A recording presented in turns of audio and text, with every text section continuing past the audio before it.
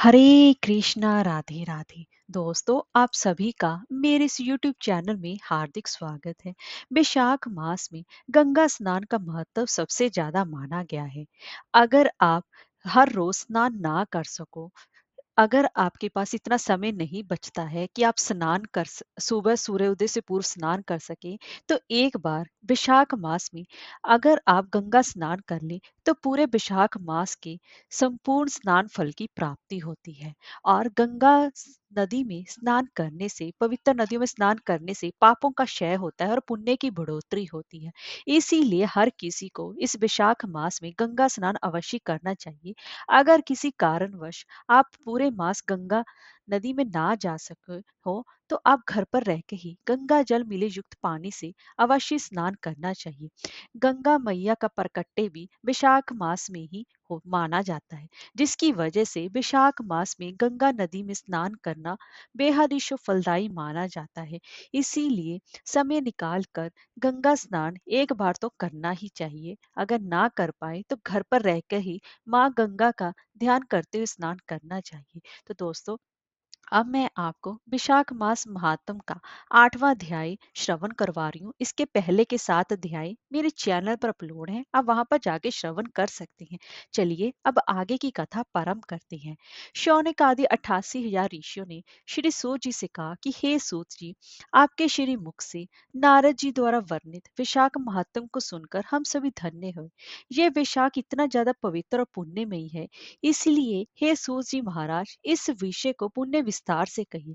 आपके उत्तम वचन रूपी अमृत का पान करते करते हमें तृप्ति नहीं होती है।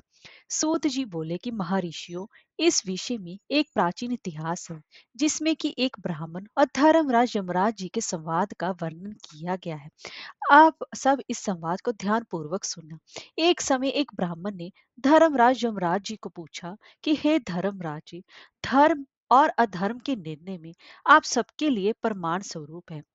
अतः आप बताइए कि मनुष्य किस कर्म से नरक में जाते हैं तथा किस कर्म को करने से वे स्वर्ग में जाते हैं। कृपया करके इन सब बातों का वर्णन कीजिए। तब यमराज जी बोले कि हे ब्राह्मण, जो मनुष्य मन, वाणी तथा क्रिया द्वारा धर्म से विमुख और श्री विष्णु भक्ति से रहित है, जो ब्रह्मा, शिव तथा विष्णु को भेद बुद्धि से देखते हैं, वह जिनके हृदय में विष्णु विद्या से विरक्ति है, वे ही जो दूसरों के खेत, जीविका, घर, प्रीति तथा आशा का नाश करते हैं, वे नरक में जाते हैं। जो मूर्ख जीविका का कष्ट भोगने वाले ब्राह्मणों को भोजन की इच्छा से दरवाजे पर आते देख उनकी परीक्षा करने लगता है, उन्हें तुरंत भोजन नहीं देते, उसे नरक का अतिथि समझना चाहिए। जो मूर्ख अनाथ, वैष्णव, दीन, रोगों से परेशान तथा वृद्ध मनुष्य पर दया नहीं करता, तथा जो पहले कोई नियम लेकर पीछे अजितेंद्रियता के कारण उसे छोड़ देता है, वह निश्चय ही नरक का पात्र बनता है। जो सब पापों को हरने वाले दिव्य स्वरूप, व्यापक, विजयी, सनातन, अजन्मा, चतुर्भुज, अच्युत, विष्णु रूप, दिव्य पुरुष श्री नारायण देव का पूजन, ध्यान और स्मरण करते हैं, वे ही श्री हरि जी के परम धाम को प्राप्त होते हैं। यह सनातन श्रुति है। भगवान दामोदर के गुणों का कीर्तन ही मंगलमय है। वही धन का उपार्जन है तथा वही इस जीवन का फल है। अमित तेजस्वी देवादिदेव श्री विष्णु जी के कीर्तन से सब पाप उसी प्रकार नष्ट हो जाते हैं, जैसे दिन निकलने पर अंधकार नष्ट होता है। जो प्रतिदिन श्रद्धा पूर्वक भगवान श्री विष्णु जी की यशोगाथा का गान करते हैं और सदा स्वाध्याय में लगे रहते हैं, वह मनुष्य स्वर्गगामी होते हैं। हे विप्रवर, भगवान वासुदेव के नाम जप में लगे हुए मनुष्य पहले के ही पापी रहे हो, तो भी भयानक यमदूत उनके पास नहीं फटकने पाते। हे द्विज श्रेष्ठ, हरि कीर्तन को ही छोड़कर दूसरा ऐसा कोई साधन मुझे नहीं दिखता, जो जीवों के संपूर्ण पापों का नाश करने वाला प्रायश्चित हो। जो मांगने पर प्रसन्न होते हैं, देकर प्रिय वचन बोलते हैं तथा जिन्होंने दान के फल का परित्याग कर दिया है, वह मनुष्य स्वर्ग में जाते हैं। जो दिन में सोना छोड़ देते हैं, सब कुछ सहन करते हैं, पर्व के इस अवसर पर लोगों को आश्रय देते हैं, अपने से द्वेष रखने वालों के प्रति भी कभी भी द्वेषवश अहितकारक वचन मुंह से नहीं निकालते, अपुति सबके गुणों का ही बखान करते हैं, वे मनुष्य स्वर्ग में जाते हैं। जो प्रायी स्त्रियों की ओर से उदासीन होते हैं और सत्व गुण में स्थित होकर मन, वाणी तथा क्रिया द्वारा कभी भी उनमें रमन नहीं करते, वह मनुष्य स्वर्गगामी होते हैं। किसी भी कुल में उत्पन्न होकर जो दयालु, यशस्वी, उपकारी और सदाचारी होते हैं, वे मनुष्य स्वर्ग में जाते हैं। जो व्रत को क्रोध से, लक्ष्मी को ईर्ष्या से, विद्या को मान और अपमान से, आत्मा को प्रमाद से, बुद्धि को लोभ से और मन को काम से तथा धर्म को कुसंग से बचाए रखते हैं, वह मनुष्य स्वर्गगामी होते हैं। हे विपर, जो शुक्ल और कृष्ण पक्ष दोनों पक्षों की एकादशी का विधि पूर्वक उपवास करते हैं, वे मनुष्य स्वर्ग में जाते हैं। समस्त बालकों का पालन करने के लिए जैसे माता बनाई गई है तथा रोगियों की रक्षा के लिए जैसे औषधि की रचना हुई है, उसी प्रकार संपूर्ण लोकों की रक्षा के निमित्त एकादशी तिथि का निर्माण हुआ है। एकादशी के व्रत के समान पाप से रक्षा करने वाला दूसरा कोई साधन नहीं है। अतः एकादशी को विधि पूर्वक उपवास करने से मनुष्य स्वर्ग लोक में जाते हैं।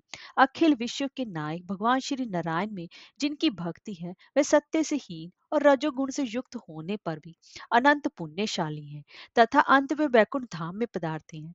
जो यमुना, गंगा तथा पुण्य सलीला गोदावरी का सेवन और सदाचार का पालन करते हैं, जिनकी स्नान और दान में सदा ही प्रवृत्ति रहती है, वह मनुष्य कभी भी नरक के मार्ग का दर्शन नहीं करते। जो कल्याणदानी नर्मदा नदी में गोते लगाते तथा उसके दर्शन से प्रसन्न होते हैं, वे पाप रहित हो महादेव जी के भगवान शिव के लोक में जाते हैं और चिरकाल तक वहां आनंद भोगते हैं। जो मनुष्य चंबल नदी में स्नान करके शौच संतोष आदि नियमों का पालन करते हुए उसके तट पर विशेषत व्यास आश्रम में 3 रात निवास करते हैं, वे स्वर्ग लोक के अधिकारी माने गए हैं। जो गंगा जी के जल में अथवा प्रयाग, केदारखंड, पुष्कर, व्यास आश्रम या प्रभास क्षेत्र में मृत्यु को प्राप्त होते हैं, वह विष्णु लोक में जाते हैं।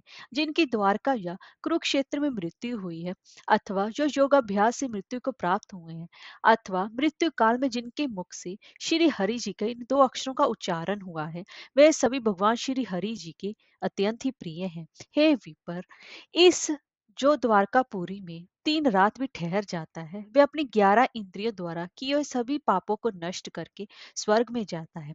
ऐसी वहां की मर्यादा है। वैष्णव व्रत एकादशी के पालन से होने वाला धर्म तथा यज्ञ आदि के अनुष्ठान से उत्पन्न होने वाला धर्म, इन दोनों को विधाता से तराजू के तोलते समय उस समय इनमें से पहले का ही जो पलड़ा भारी रहता है, वह स्वर्ग में निवास करते हैं। हे ब्राह्मण, जो एकादशी का सेवन करते हैं तथा जो अच्युत अच्युत कहकर भगवान नाम का कीर्तन करते हैं, उन पर मेरा शासन नहीं चलता। मैं तो स्वयं ही उनसे बहुत डरता हूँ। जो मनुष्य प्रत्येक मास में एक दिन अमावस्या को श्राद्ध के नियम का पालन करते हैं और ऐसा करने के कारण जिनके पितर सदा ही तृप्त रहते हैं, वे धन्य हैं, वे स्वर्गगामी होते हैं।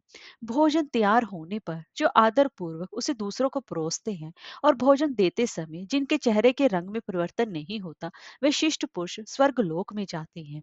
जो मृत्यु लोक के भीतर भगवान श्री नर नारायण के आवास स्थान बद्रिका आश्रम में और नंदा सरस्वती के तट पर 3 रात निवास करते हैं, वह धन्यवाद के पात्र भगवान श्री हरि विष्णु जी के अत्यंत ही प्रिय हैं। हे ब्राह्मण, जो भगवान पुरुषोत्तम के समीप जगन्नाथपुरी में 6 मास तक निवास कर चुके हैं, वे अच्युत स्वरूप हैं और दर्शन मात्र से ही समस्त पापों को हर लेने वाले हैं। जो अनेक जन्मों में उपार्जित पुण्य के प्रभाव से काशीपुरी में जाकर मणिकर्णिका के जल में गोते लगाते हैं और विश्वनाथ जी के चरणों में मस्तक झुकाते हैं, वे भी इस लोक में आने पर मेरे वंदनीय होते हैं। जो श्री हरि जी की पूजा करके पृथ्वी पर कुश और तिल बिछाकर चारों ओर तिल बिखेरते और लोहा तथा दूध देने वाली गोदान करके विधि पूर्वक मृत्यु को प्राप्त होते हैं, वह मनुष्य स्वर्ग में जाते हैं। जो पुत्रों को उत्पन्न करके उन्हें पिता पितामह के पद पर बिठाकर ममता और अहंकार से रहित होकर मरते हैं, वे भी स्वर्ग लोक के अधिकारी होते हैं। जो चोरी डकैती से दूर रहकर सदा अपने ही धन से संतुष्ट रहते हैं अथवा अपने भाग्य पर ही निर्भर रहकर जीविका चलाते हैं, वे मनुष्य स्वर्गगामी होते हैं। जो स्वर्ग स्वागत करते हुए शुद्ध पीड़ा रहित मधुर तथा पाप रहित वाणी का प्रयोग करते हैं वे लोग स्वर्ग में जाते हैं। जो दान धर्म में प्रवृत्त तथा धर्म मार्ग के अनुयायी पुरुषों का हमेशा ही उत्साह बढ़ाते हैं वे चिरकाल तक स्वर्ग में आनंद भोगते हैं। जो हेमंत ऋतु यानी कि शीतकाल में सूखी लकड़ी, गर्मी में शीतल जल तथा वर्षा में आश्रय प्रदान करता है वह स्वर्ग लोक में सम्मानित होता है। जो नित्य नैमित्तिक आदि समस्त पुण्य कालों में भक्ति पूर्वक श्राद्ध करता है वह निश्चय ही देवलोक का भागी होता है। दरिद्रता का दान, समर्थशाली की क्षमा, नौजवानों की तपस्या, ज्ञानियों का मौन, सुख भोगने के योग्य पुरुषों की सुखेच्छा निवृत्ति तथा संपूर्ण प्राणियों पर दया ये सद्गुण स्वर्ग में ले जाते हैं। ध्यान युक्त तप भव सागर से तारने वाला है और पाप को पतन का कारण बताया गया है। यह बिल्कुल भी सत्य है, इसमें संदेह की कोई भी गुंजाइश नहीं रह गई है। सो हे ब्राह्मण, स्वर्ग की राह पर ले जाने वाले समस्त साधनों का मैंने यहाँ संक्षेप वर्णन किया है। अब तुम और क्या सुनना चाहते हो? मैं तुम्हें वह अवश्य ही सुनाऊंगा। इसीलिए श्री हरि जी की कृपा पाने के लिए वैशाख मास में पूजा पाठ, स्नान, जप तप हर सभी को करना चाहिए। हरे कृष्णा, राधे राधे।